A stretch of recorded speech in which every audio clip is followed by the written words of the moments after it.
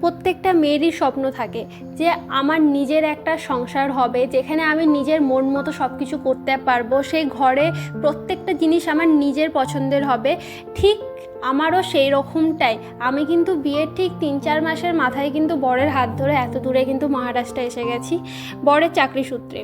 তো এখানে এসে এই যে আমার ছোট্ট সংসার, ছোট্ট বলা যায় না, এটা কিন্তু দুটো মানুষের হলেও অনেকটা বড়ই লাগে আমার কাছে। তাই আমি যতটা পারি এই ঘরটাকে সুন্দর করে গুছিয়ে রাখার চেষ্টা করি, সাজিয়ে রাখার চেষ্টা করি। এরপরেও কিন্তু আমার আরও একটা দায়িত্ব আছে। এখানে আসার পরেই কিন্তু আমাকে বড়মশাই বলেছিল যে দেখো, এটা কিন্তু তোমার সংসার, সবটাই তোমার হাতে।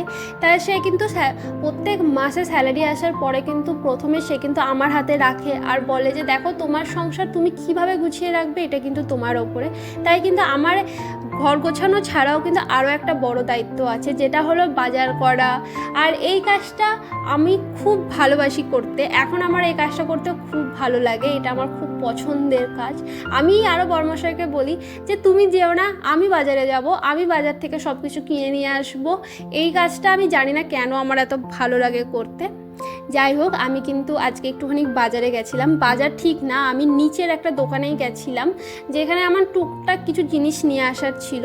আর এখন কিন্তু আমি বাড়িতে যেহেতু একা, বরমশাই নেই, সে কিন্তু কাজের সূত্রে একটুখানি বাইরে গেছে, বেশ কিছুদিন থেকেই নেই, আমি একাই আছি এখানে।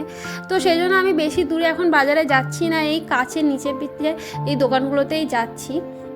তো এখন আমি এখানে বানাবো হচ্ছে চা সন্ধ্যাবেলাতে আর ব্রেড। এটাই আমি এখন সন্ধ্যাবেলা একটু টিফিন করব আর তার সাথে একটু টিভি দেখব। তো এই তো আমার সুন্দর জীবনযাপন তোমাদের সাথে একটুখানি শেয়ার করলাম। কেমন লাগলো তোমরা অবশ্যই আমাকে কমেন্টে জানিও। আর আরও ভিডিও দেখার জন্য তোমরা কিন্তু আমার চ্যানেলটাকে ফলো করে দিও। তো দেখা হচ্ছে তোমাদের সাথে পরের শর্তে। বাই।